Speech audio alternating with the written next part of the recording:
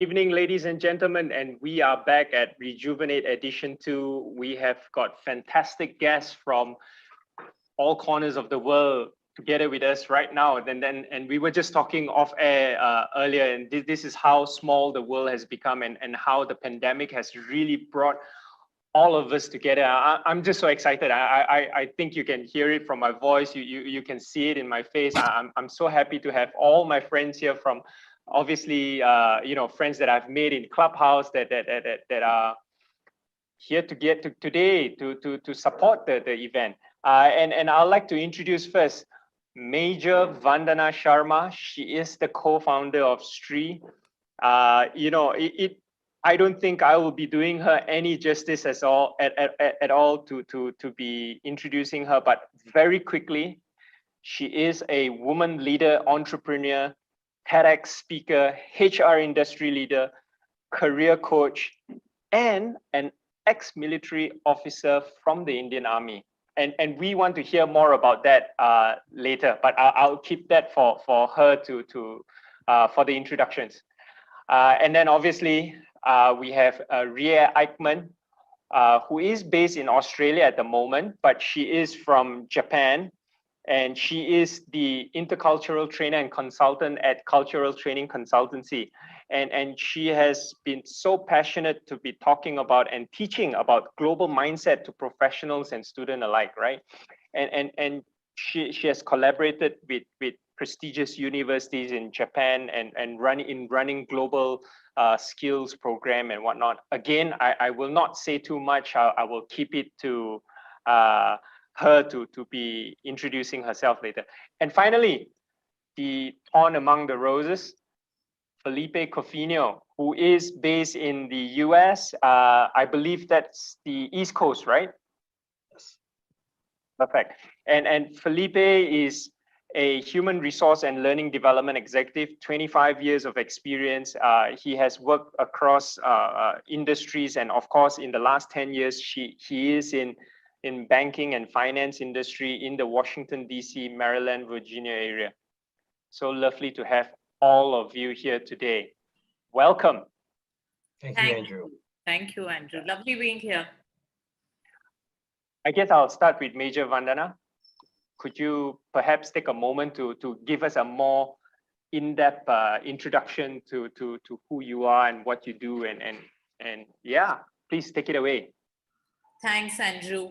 Hey, Rie and Felipe, lovely meeting you guys. And I'm very sure there'll be so many beautiful perspectives from all parts of the globe today.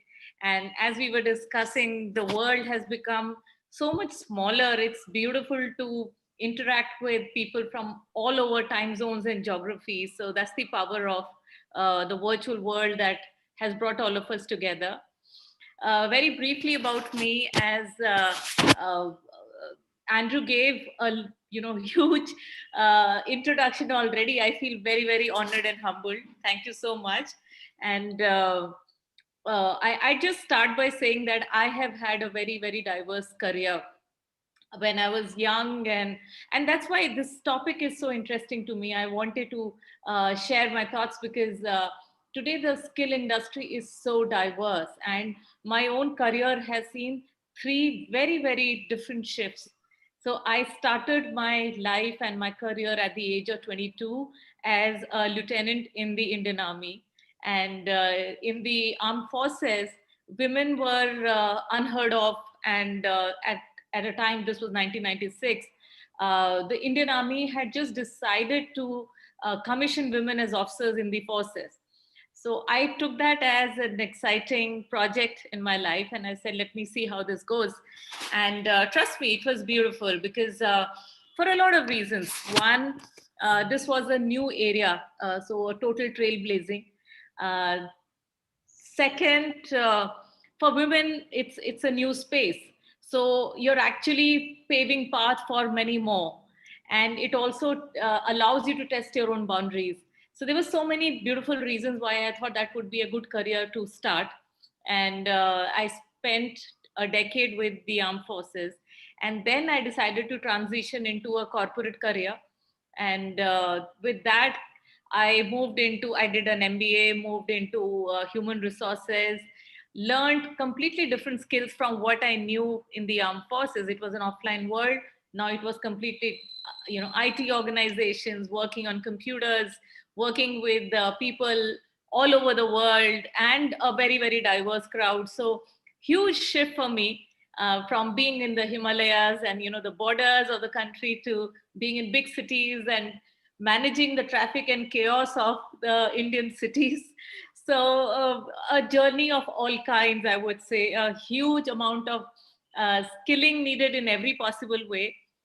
And then the e-commerce and the startup bug bit me in 2012. So since then, it's been a beautiful roller coaster of a journey. I have worked with a lot of very, very inspiring entrepreneurs in the startup space in the country, and I've lived in Bangalore since then. Fascinating growth, great careers, and my own entrepreneurial journey started. I started something called Startup People Consulting, which is in the HR space for recruitment training. Apart from that, last year in the lockdowns, I co-founded Stree with another friend. And this is skill sharing for women. And this seemed like a great opportunity because women are underrepresented.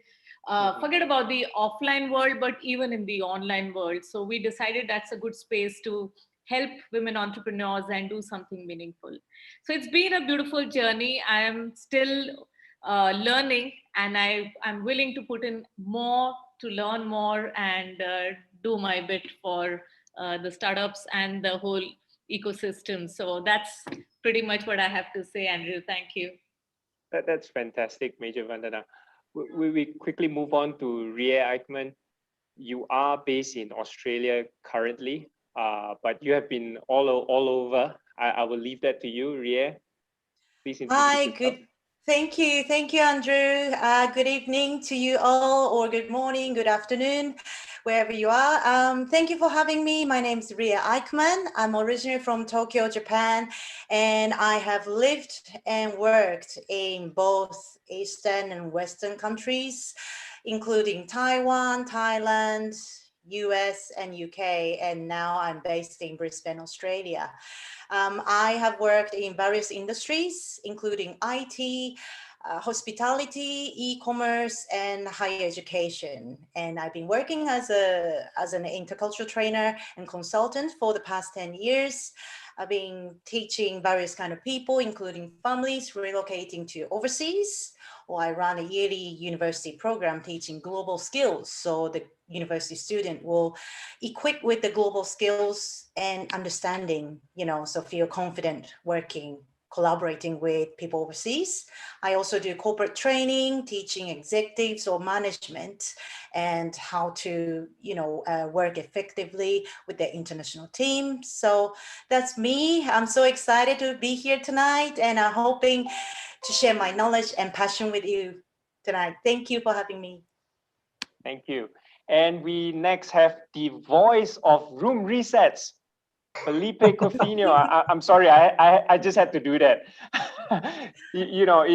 Just for Vandana's and then Ria's knowledge, if you have not heard how Felipe resets rooms on Clubhouse, you will need to go to the Sticky Big Club that happens, GMT +8 at 8 p.m. every night. So that's about half an hour from now, and listen to him do a room reset. I mean, it is fantastic. If there's anything at all that you want to experience in Clubhouse, believe me, that would be it. Okay. Felipe, okay, I'm going to stop embarrassing you. I'm going to stop embarrassing you because I don't know if that's a blush or if that's a tan, because your cheeks are turning red. Just a little bit, yeah. Sorry, go ahead, Felipe. So thank you, Andrew, and it's a pleasure to be here with Ria and Vandana, because it is amazing. They are, first of all of you are amazing people, and it's a privilege to get to know you in person now. I feel we've talked on audio and we've seen each other in other areas, but to be here, it's a wonderful thing. And my name is Felipe Cofiño. I'm a VP of HR and Talent Development and Signal Financial in the banking and finance industry in the US and right in the United States by Washington, D.C., Maryland, and Virginia. I started actually my career in the retail industry and then moved into hospitality for about 23 years. And I worked for Hyatt Hotels and Hospitality and Tourism, really just where I found my niche of passion for human resources. I graduated with 2 degrees, one in finance and one in human resources. I found out late in life that my interest was in human resources, and I had a great mentor in the hotel industry. And I found out that recruitment was something that I love. I love finding people jobs in the right company, in the right culture. It is a great passion of mine that over my 25 years of being an HR exec, I've always made sure that I kept recruitment close to me because that is something I truly enjoy and I believe I'm very good at it. And I enjoy helping people with their career journey. But after the hospitality industry, I got in the banking world, worked at some places that were very toxic. I said I went through hell to get to heaven because now I'm at a place where we have wonderful leadership, we have a wonderful culture, and we have an opportunity to really help out not only our employees, but our customers and the community. So I love this opportunity to talk about these important topics that you have today, Andrew. And thank you for having me here today. Obviously, I'm very active on LinkedIn. That is where people can find me the most. And then, as Andrew mentioned, you can hear me on Clubhouse as well. So. Fantastic. And we will go to those details on how our viewers can get in touch with you a little later towards the end.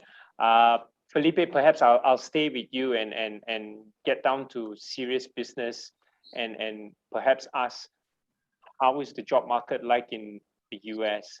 Perhaps an overview in terms of, across the board, and then maybe you can touch a little bit on in terms of the youth segment. How has it been? If you can paint us a picture of pre-pandemic as well as during, the last 24 months, that would be fantastic. Sure, Andrew. It definitely has been a roller coaster. I will say that. Pre-pandemic, I would say that unemployment rates were just slowly dropping. It was we didn't have a whole lot of unemployment, but during COVID, obviously that changed, and that made a dramatic shift. What happened is that we were fortunate enough right now to be able to maintain a lot of the stuff through COVID, but then with the unemployment, that's what really provided a challenge. There were people that were opening up. We're in a situation today right now where we are opening up in the US, a lot of businesses, especially restaurants, retail, vendors, and they're having challenges for entry-level workers because what's happening is the youth and the entry-level workers are actually getting paid more through unemployment in many cases than they are for an entry-level hourly job. So what's happening is it's a double whammy because what's happening is, the people who are sitting at home with unemployment, that's great for them that they have that wonderful benefit, but it's also providing an employment gap on their resume of not working. And then the employers are suffering because they're not finding people to come apply. The applicant flow of number of applicants that we are getting here is not as high as it used to be. And it's across all industries. And it will change, I think, once the employment runs out. And there are some other factors that play into it, of course. That's just one of them. But that's our current status right now, is that we are struggling to find people that want to work right now. And it's been challenging.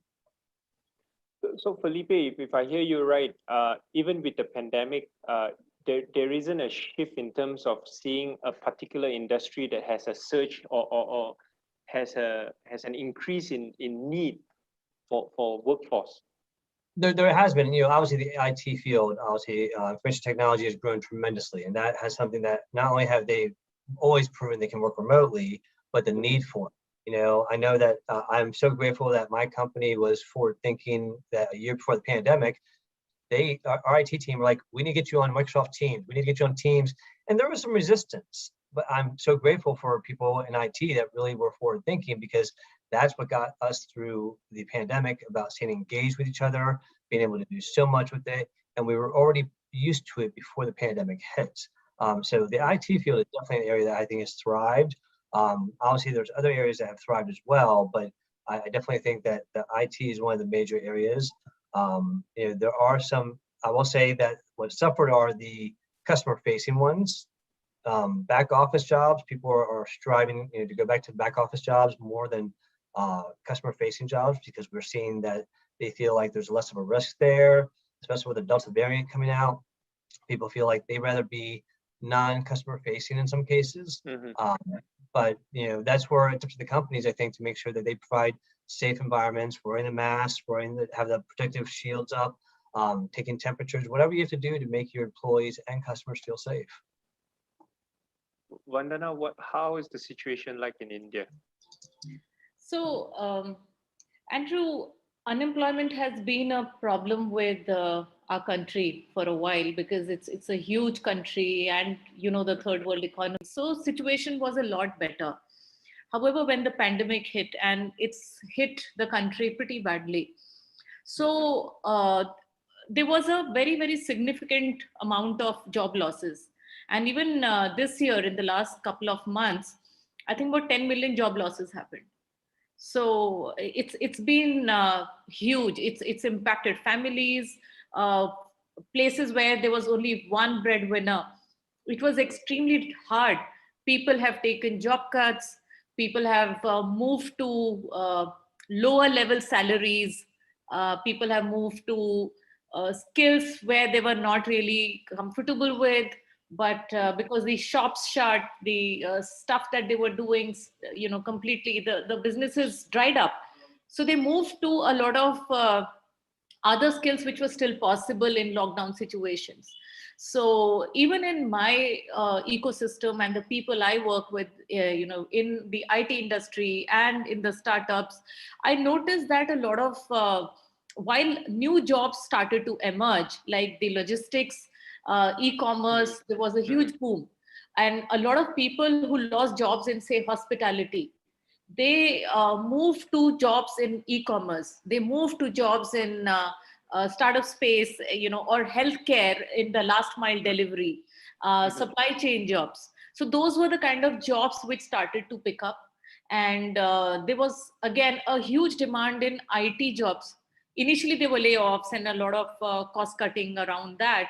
But then the digital marketing, the content creation, AI and data sciences and analytics, that kind of jobs really picked up. So, all the top 5 IT companies in India have been hiring. And we are given to understand that there'll be close to 1 lakh jobs which will happen very, very, very soon in the next month or two. So those are exciting numbers, and that just makes you feel good rather, with all the sadness that came with people losing jobs. So it's been a mixed bag. I'd say it's a new learning for employers as well as employees, all kinds of things. And we'll continue to talk. I guess, we'll get everybody's perspective, then we'll keep sharing more. Yeah, and I guess that sentiment is shared across the globe, I suppose. Yeah, everyone is trying to cope with the new normal. Yeah.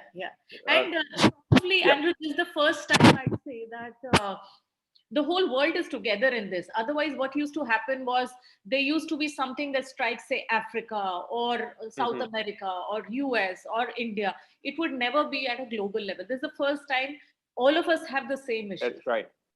So I guess the solutions are also very common. Yeah. Ria, it is Tokyo 2020, although we are experiencing it in 2021. And tonight, in fact, I think perhaps is ongoing now as well. Imagine this, we are fighting for viewership with the opening ceremony of the Olympics. It's just so... It was meant to be a year where, especially tourism, if I recall correctly, I think Tokyo was expecting 40 million visitors or tourists during the Olympics. And now it's almost like a total shutdown in terms of public getting into the Olympics now. How has it been in terms of the landscape in Japan, I suppose? In terms of industry affected, like, you know, as you all mentioned, that tourism is quite affected, or entertaining, people don't go out anymore, so it's pretty universal.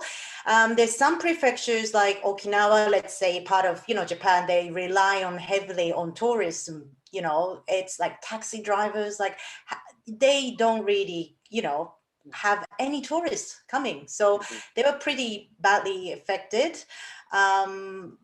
Same as, you know, the country I'm in, Australia as well, they closed the border. So, you know, it's interesting because of that, you just realize we were relying on international workers. For example, in Australia, there's a lot of agricultural, you know, field that there's a lot of working holiday makers come here to pick up, you know, fruits or vegetables, and there's no one. It's so big country, and if all the crops that we were relying on international laborers, and yeah, it's affecting universally and quite similar way.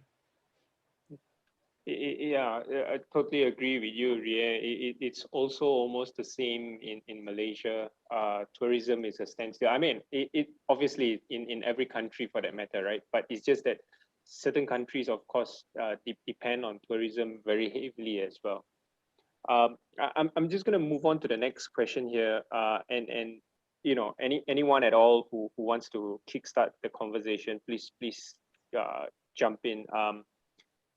We talked about, I think Vandana touched on this a little bit earlier. Youth unemployment, you know, for the longest time it has been a dilemma. You know, what could be the main reasons behind this? Why has it taken it so long? Be it ministries, agencies, NGOs, or even private sector to think of what went wrong in terms of youth unemployment. So could it be a set structure of system, an education system that is there that is prehistoric? Is it due to demand supply mismatch? Is it because in recent times digital transformation is moving at warp speed?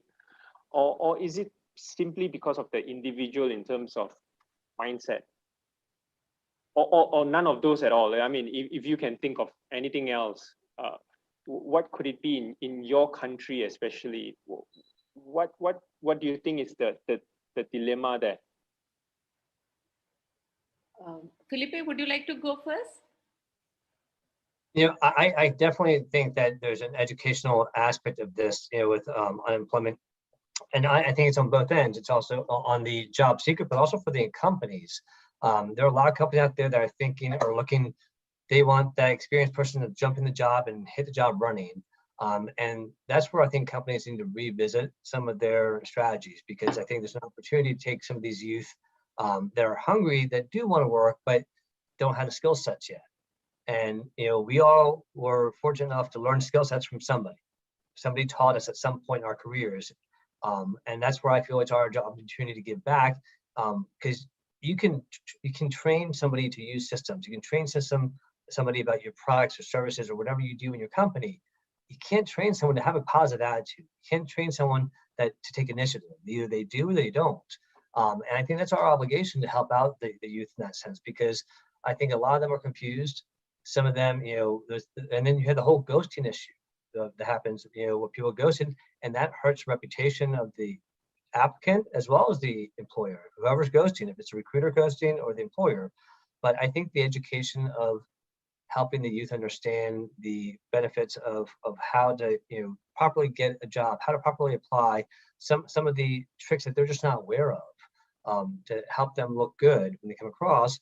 But then there's that obligation on the employer side to look at what opportunities do we have as employers to take somebody that may not have a skill set, but has the right attitude and the right energy and the right initiative, and train them so that they gain that skill set.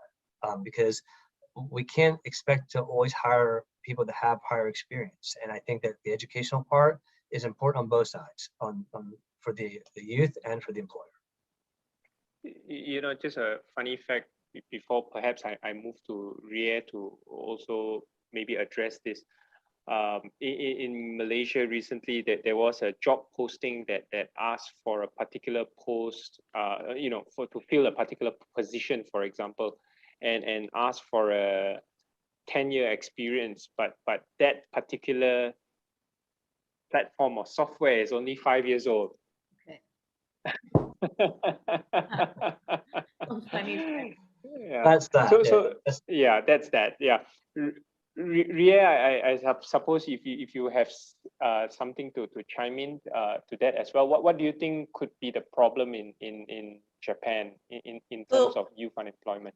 Yeah, so surprisingly, in Japan, the youth unemployment is really, really low.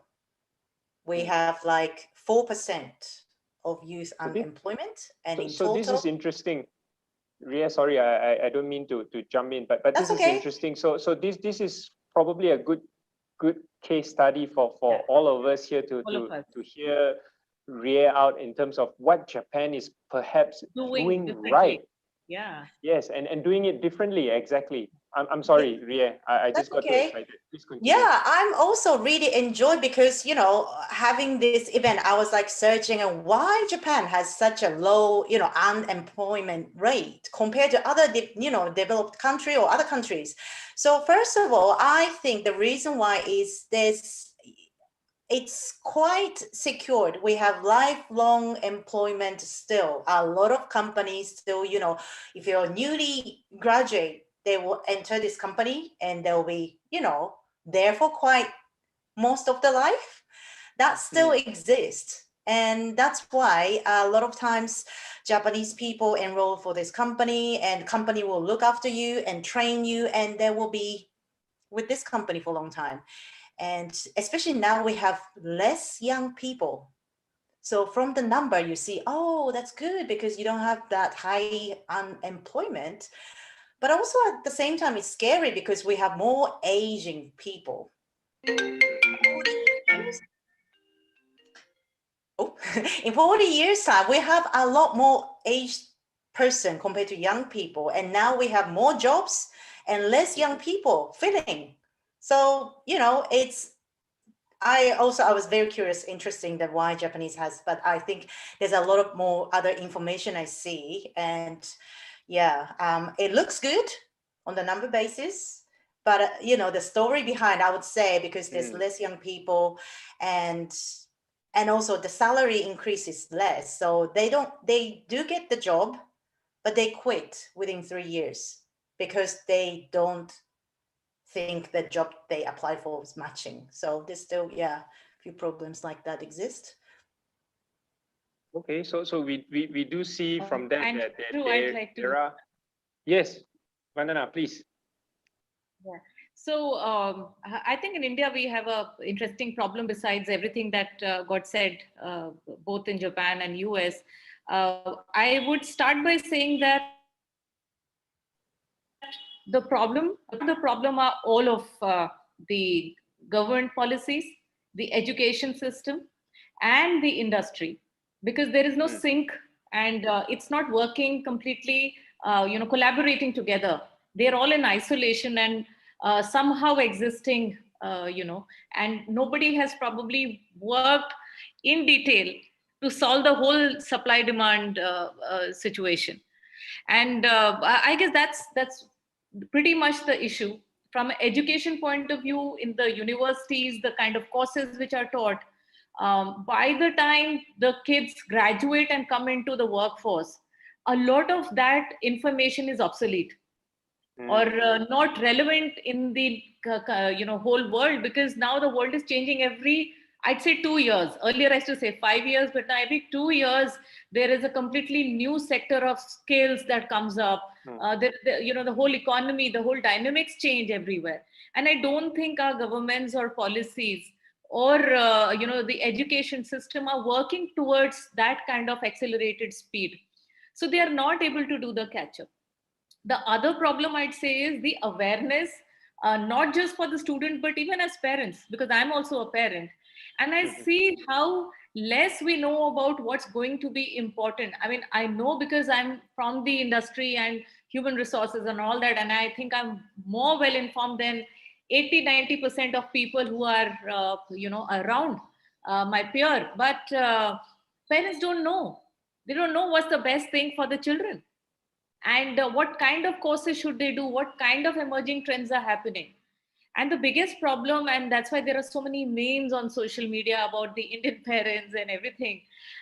Even when we were growing up, the only jobs which were respected by the society and parents were engineering and doctors. Everybody wanted their children to be either engineers or doctors. If you decide to do anything else, for example, if you want to become a dancer or a sommelier or anything else, it was not respected. It was like, oh, you're not doing good enough, you're not a good kid. So there was this whole mindset and bias that there are only these jobs which are respectable, and probably if you don't fit into a doctor or engineer, then you join something like fly planes or join the forces. So those are some of the mindset things which have changed a lot, at least in the urban world. There is a shift now. The kids, and especially the Gen Z and the millennials, a lot of work has happened where people have said, hey, I don't want a 9 to 5 job. I want to be a digital nomad. I want to work across the world. And I don't want to work in the same industry for several years like our parents used to. They used to join one industry and retire from there. So a lot has changed. So I just wanted to share that from my side. That's fantastic, Vandana. And I think whatever you mentioned as well, I will have to echo it in terms of the landscape in Malaysia as well. Very typical Asians Yes. parenting, Felipe. They either want you to be a doctor, an engineer, or a lawyer, and nothing else in between or whatever it is will be good enough. But I'm also happy to note that in Malaysia that there is somewhat of a mindset shift from parents today, and that has been, I suppose, helped a lot by the ministry and the agencies below it, where they work very closely in terms of digital tech talent development and whatnot. We have an agency here in Malaysia called the Malaysia Digital Economy Corporation, right? They champion digital tech talent, and there is a full suite of information. So if parents are unsure what sort of a career pathway a software developer would head towards, and what is required to reach there, it's available online in that sense. So things have slowly changed in that sense. But yeah, there are still parents who are exactly like what you have just mentioned, right? I don't care what you're gonna do, but this is what you need to be doing, because that is how auntie's son and uncle's son or daughters have gone on and started their career. They have became doctors and whatnot. Yeah. It's traditions in the families. Yeah. But yes. If I can just add, something that Vandana said about the education system, and it really sparked something with me, because I so agree with her on this. I think the education system has a great opportunity to prepare the students coming out, whether it's high school or the university, it doesn't matter, better for the workforce, because they have career coaches or career counselors, I should say, in the schools to help them try to find maybe an internship when they graduate out in their field. That's it. Are they preparing them to job search, to use LinkedIn, to reach out to similar people that might be able to help them? No, they're not. If I didn't have passion for LinkedIn, my children would not be on LinkedIn right now. My daughter would not be using it to get into a master's program and get an internship. So true. That's the stuff that we have an obligation as parents, like you said, Vandana, but also as educators. I would love for them to have a class on how to properly search for a job, or even a LinkedIn class on just how to have your profile stand out so that job employers can capture you and search for you.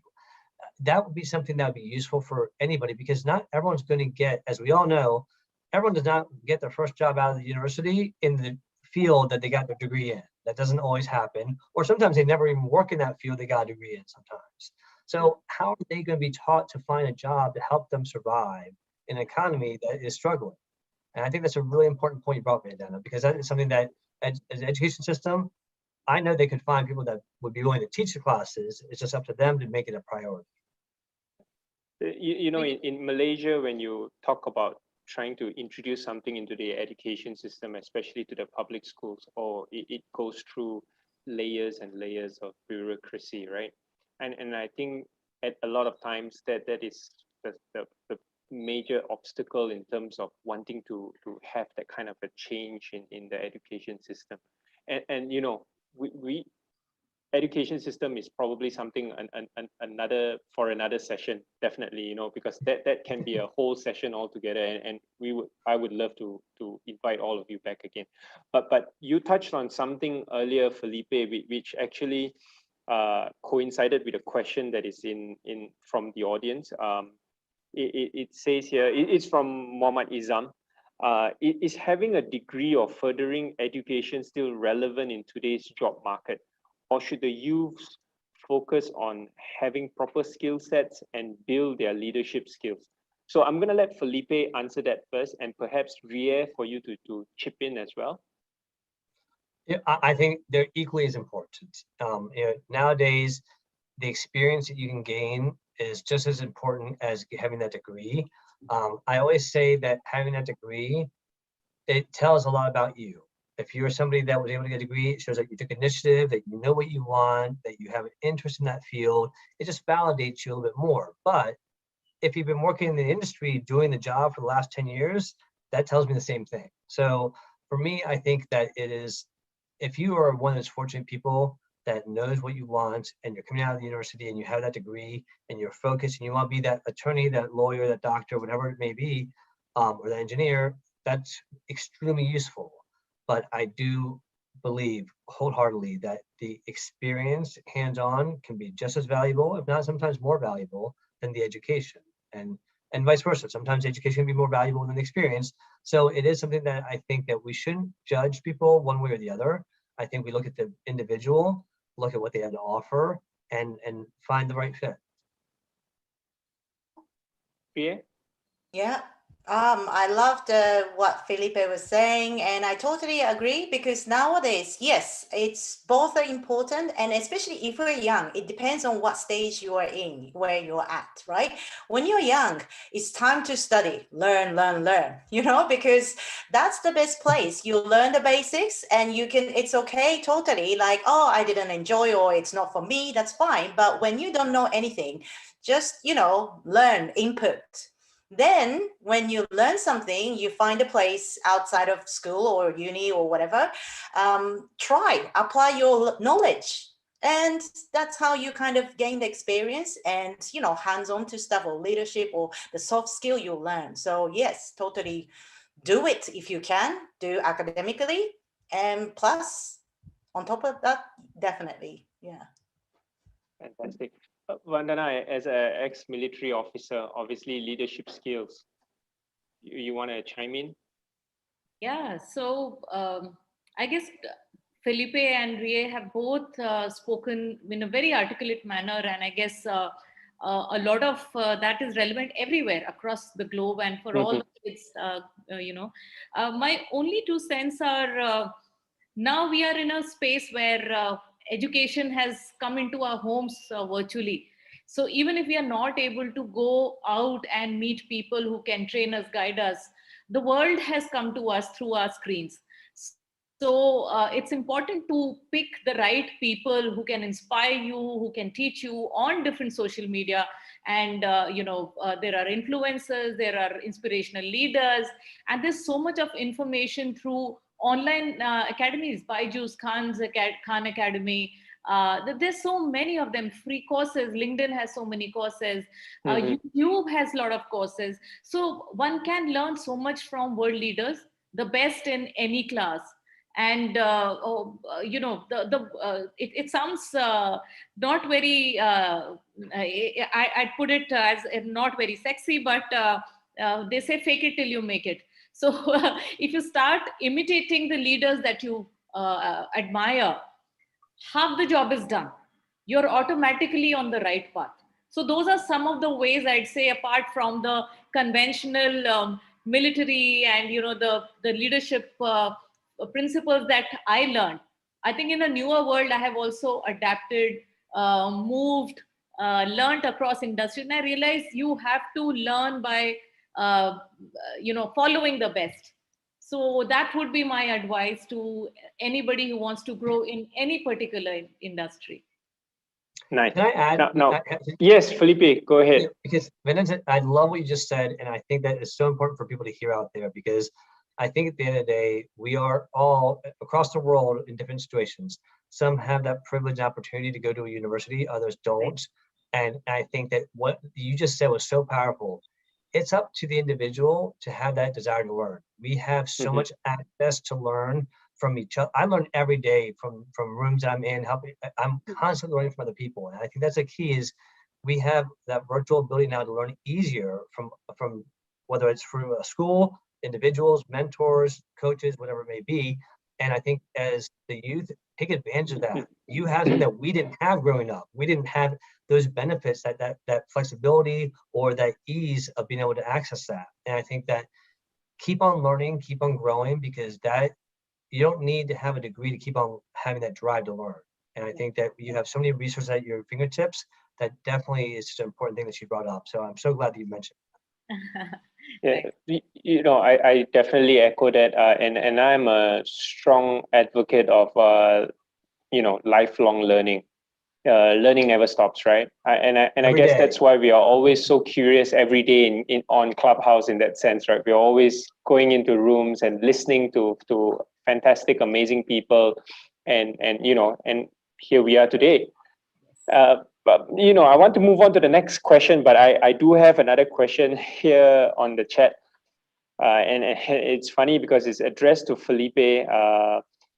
Are you saying youths in USA gets paid even during unemployment? So there was one of a question from Billy. So yeah, so people right now that are filed for employment, so they were working prior, and they filed for employment, and they are getting paid unemployment.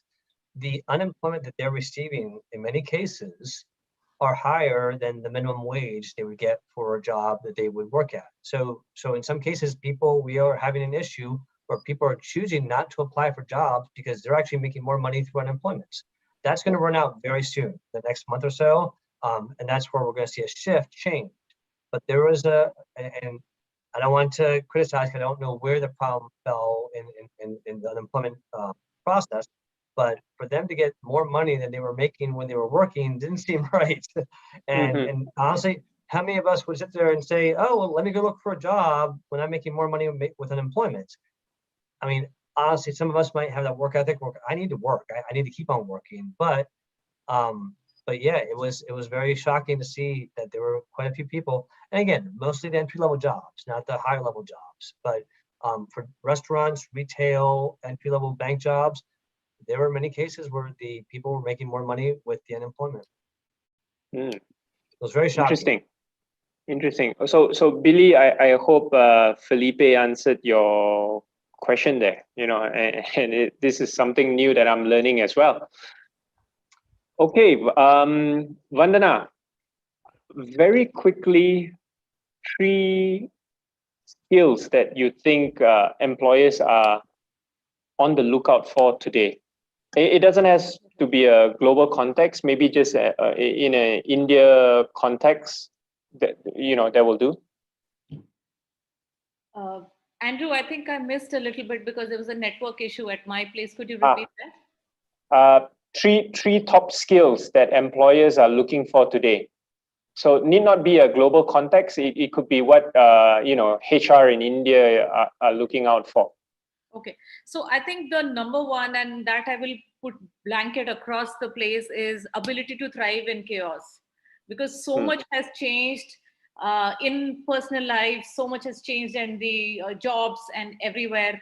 Now the employers are looking for people who are more resilient, who can take decisions on their own and are swift in their thinking. So there is definitely a need to survive in the real VUCA environment. I'd put it that way. So ability to thrive in chaos, I would say, is number one. Number two would be moving to specialist jobs. Like earlier, it was okay to be a generalist and do multiple things, but now, especially in the digital world, things are very, very specialized. So if you have strengths in, say, analytics or data sciences or content creation, Those are some of the places where it's booming at the moment. So it's best that despite whatever skills one carries for last decade or two with jobs that people have had, it's important to build new skills and continue to show a learning mindset. I mean, one question I typically ask a lot of people is, what is the newest thing you've learned in terms of certifications or anything else that they might have done? Because people were home in lockdowns. So have they just whiled away their time, or have they utilized it to learn a new skill of some kind? And that says a lot about the person that you are hiring. So ability to continuously learn is the second one, I'd say. And third definitely would be for people to be a little more risk taking in their approach, because there again, there is so much that is happening. If they don't take ownership, they are not able to move to areas which are beyond their comfort zone. It's hard to thrive. So these are some of the things which were not talked about so much in the offline world or the life before pandemic, but these are the things that we look for in people we look for our organizations. Thank you. Ria, 3 top tips or rather top skills that job seekers should ideally have or possess. Okay, I need to narrow it down. I have so many that, in my mind, I have 4, but okay, I'll choose 3. No, just go ahead and do the 4. Go ahead and do the 4. Thank you. Woo-hoo. I think my top 4 is adaptability, resilience, creativity, and communication skills. So as Vandana mentioned, like managing in chaos, that's about adaptability. Life is changing so quickly and you need to adapt in any situation. Like there's nothing solid. You can't just keep doing the same thing. If you're standing, that means you're blown away because things are moving, right? You need to keep going so you will stay or go forward. You can't just stop. So adaptability and resilience, so many people might feel demotivated or like feeling rejected, but you just try something new if it doesn't work. So you have to have resilience, creativity. Nowadays, look at us, look at you all, who's tuning in this, live or video. This all comes from your creativity or ideas that made this happen. And now we have, amazing people in one place, and you can make things happen if you have this creativity. And communication skills, so important, because you work with, nowadays, I can't teach, hey, if you're working with Japanese, if you're working with English, Americans, we all work together. You can't just have one drawer here and there. You have to have these soft skills, because we all look, we don't have any distance, doesn't matter where you are. It's all about your ideas, creativity, how we can all work together. So you need to have these 4 important skills. I think that's my top 4. Thank you. Fantastic. And Felipe. Well, Ria and Vandana did a great job. That I echo their what they said 100%. I'm going to say some things that are similar, but I will say that I think resilience, adaptability, being a change agent and being able to go with the flow, like they said, being able to help us navigate through things, whether it's pandemic or just life issues, recession, whatever may happen. We need someone that's flexible.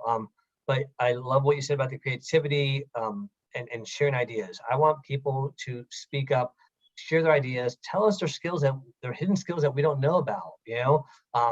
We found out that people had skills with art, with photography, with video, with cinematography. We had our employees start coming up and sharing their skills.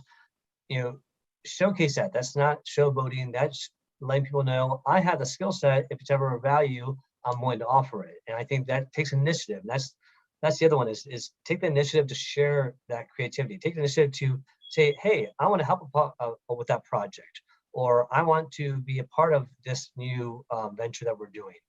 That initiative says a lot about the character of the person, saying, wow, they have a drive. They're somebody who wants to move forward and learn. And then that's what I say this last one is just, again, we've all said it, keep on learning. Every day, I truly believe I learn something new. Not I believe, I know I learn something new every day. And I point out to other people every time they say, oh, I didn't know that. There's one thing you learned today. We have to continue to learn, because if we become stagnant and complacent, we're not going to help ourselves or other people. And we're just going to kind of go by the wayside.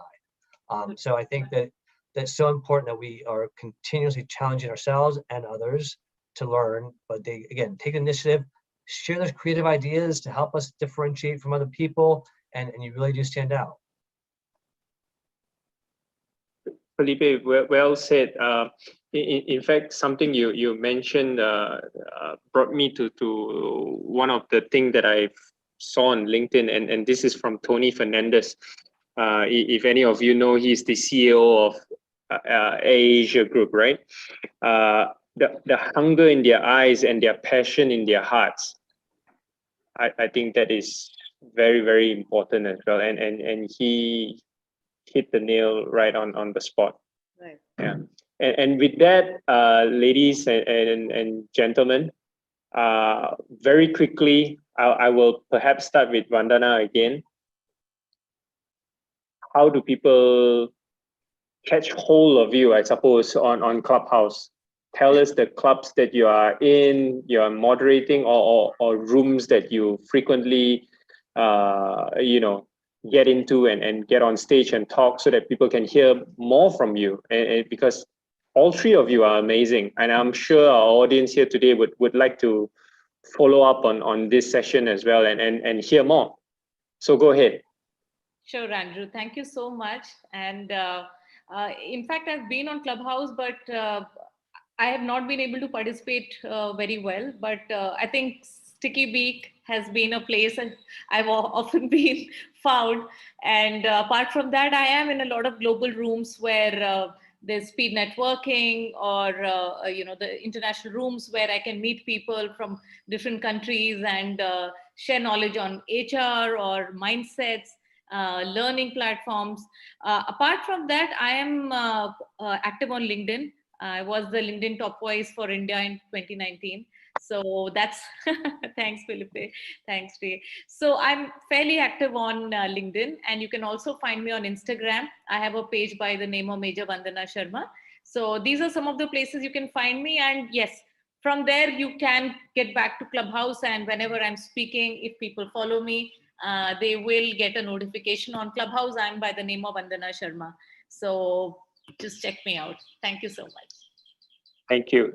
Ria, I know you also run a room that I frequent quite often, but please share with us.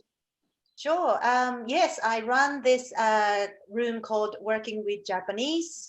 Being, intercultural trainer, I think that's a, good way to start. And I actually run this I joined Clubhouse end of January and running every week. And amazingly, I have, guest speaker or moderator coming. Well, they're based in New York, or based in Singapore, and it's so global. And if you want to learn how to work with Japanese or learning about different culture, this is the place. I run every week, every Wednesday, 7:30 Japan time, so 6:30 Malaysian time. And apart from that, I'm also passionate about being on LinkedIn. In Japan recently, we finally being popular in Japanese market. So yeah, love to meet people on LinkedIn and doing Zoom as well. So yeah, nice to meet you all. Ria, I don't know if this qualifies me as working with Japanese. So now I probably can go on stage in your room now and talk. Yes, I've worked with a Japanese, and that's Ria. I'm happy to collaborate, anyone, In fact, I was about to propose. I thought after Felipe is done, I'd say we should all moderate a room together. It'll be fun. That would be amazing. Yeah. I would love that. Follow up on the topic. Yeah. Fantastic.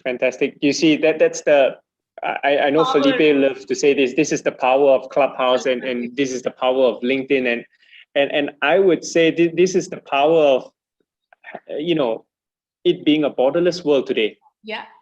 Totally. Right. The borders are closed, but who cares? Who cares? Right. Yeah. Time zones don't matter. borders don't matter. Exactly. No, Exactly. we're still connected. Yeah, thank God it's not back in the 40s. That's right. And finally, Felipe. So for me, and I mentioned, Sticky Beak is the club that I run rooms under, and we do a lot of LinkedIn rooms, as Ria mentioned, and Andrew has been so gracious to attend. And we do those Monday through Friday, 8 a.m. New York time. I believe that'd be 8 p.m. Malaysia time. Is that correct? Yes. And so definitely, one we do Monday through Thursday. I do one also in the evenings on Monday at 6 p.m. for mostly the West Coast people in the U.S. because they don't get up too early when I do it in the mornings. But it's really about also rooms I'm in that are about leadership, about work culture. Those are very passionate to me. I feel as leaders, we have an obligation to make sure that we have the right work culture that's safe for people, that has opportunity for growth, that has it's one of equality, and one that we are taking action to make change, because it's not just about making awareness, it's about making change and not waiting for someone else to do it, for us to do it and start taking it, because every single person can make a change. And you can find me obviously on LinkedIn. Obviously I'm on there almost daily. Actually, I am on there daily. Let's be honest. I'm on there every single day. So Clubhouse though and LinkedIn, those two things together is a marriage made in heaven, I think, because it has put me in connection with people like these wonderful people here today that I would never had the privilege to, I think, ever get to know as well as I do now. But this has brought us together. So I look forward to us doing a room together. I look forward to us doing many things together because I love these wonderful connections. Look forward. And fantastic. And with that, on behalf of the team of Rejuvenate Edition 2, I would really like to say thank you to Major Vandana Sharma, Felipe Cofiño, Ria Eichmann, arigato.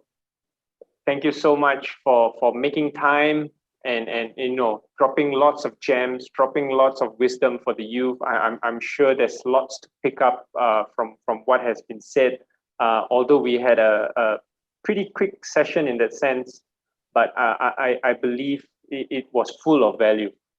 In fact, it wasn't a pretty quick session. I think we hit more than an hour now, and I believe if I'm not managing time, we could go on and on. I'm so sure of it.